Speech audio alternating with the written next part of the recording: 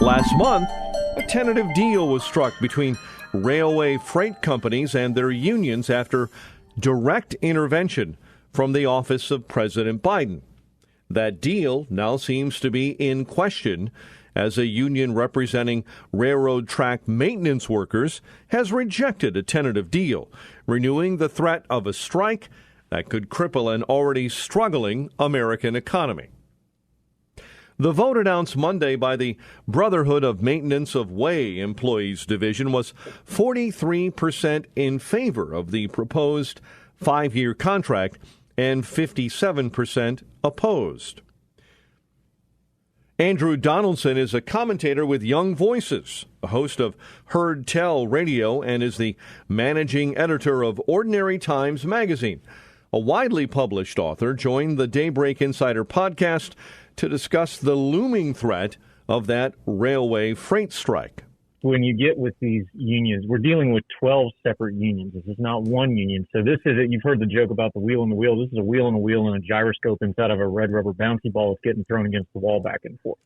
This stuff is really, really complicated. So what the president announced last month and came out and said, well, we got this solved. Well, that was the heads of the unions had agreed to the proposals, but they still had to take that back to their union membership to get votes on. And it was really only 4 of the 12 that were the hang-up.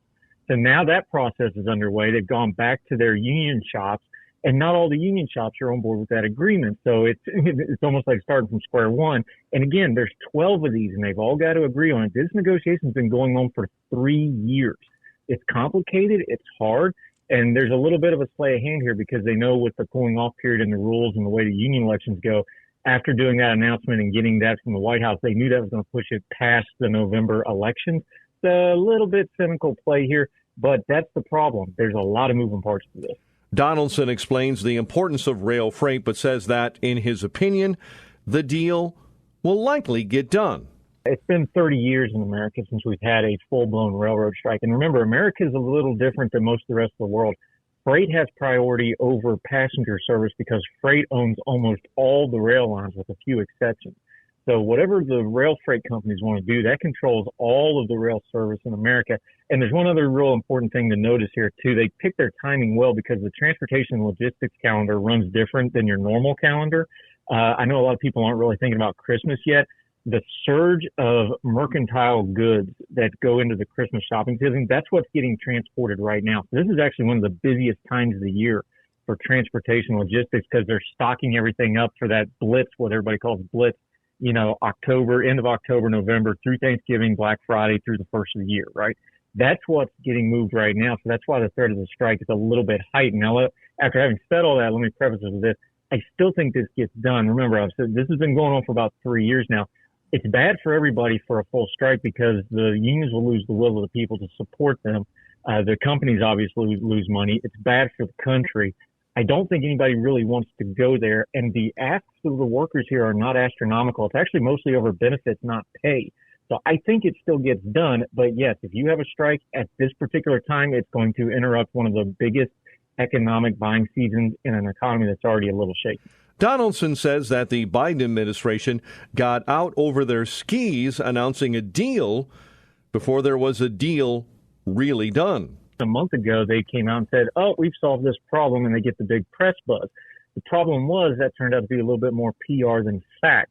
And in fact, I probably, if I was advising them, I'd be like, you don't go out and say this before this goes back to the union shops because those can be cantankerous things, and they've got their own ideas. So, yeah, I mean, you can do certain things and get the heads together and then have a big press conference like the president and his staff did and say, see, we solved the problem, yay. But there was more layers to it underneath.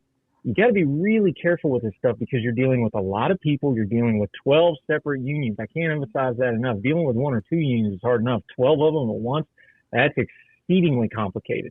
This is one of those things you probably were better off kind of doing at low speed, kind of doing it under the radar, getting all the I's dotted and T's crossed, and then coming out with an announcement. But again, they knew if they announced that part of the deal, which was true, the heads had agreed on it, it would push this out with the cooling off periods and the way the elections work until after the election.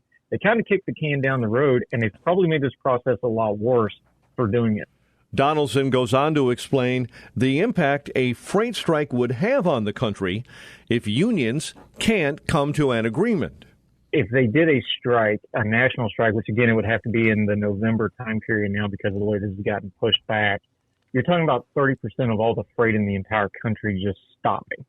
And then there's residual effects on top of that because now you're affecting, you remember back earlier in the year where the ports got backed up with the containers sitting on the docks. A lot of that was they couldn't get them trucked out.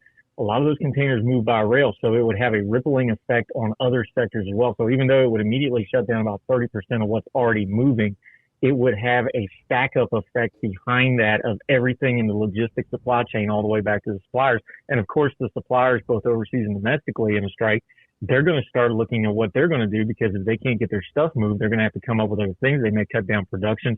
It would be very, very bad for a lot of reasons because it's not a switch you can throw on and off. Transportation is a balance and it's a continuing stream of events that have to keep moving. And as we saw during COVID and we saw during the port backups, if you get one little kink in that, it causes other kinks no matter what you do. These aren't on and off switches, so you want to be real careful. We need to avert this strike at all costs. I think we will. I hope we will. I think everybody wants that to happen, but if you don't, yeah, it's going to have a lot of ripple effects and ones that are probably unforeseeable for us right now as we sit here today. The Daybreak Insider Podcast would like to thank Andrew Donaldson for joining us. Find Andrew on Twitter at 4forthefire. Read his writings at ordinarytimes.com or listen to his podcast, Heard Tell, on Apple Podcasts.